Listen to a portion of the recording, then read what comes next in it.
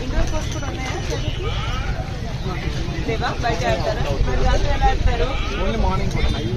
evening అయితే volleyball మీరు చాలా హెల్దీగా ఉన్నారు వీడియో గేమ్స్కి అడిక్ట్ కాకుండా స్పోర్ట్స్ ఆడతారు I'm very proud to see that all the best I come back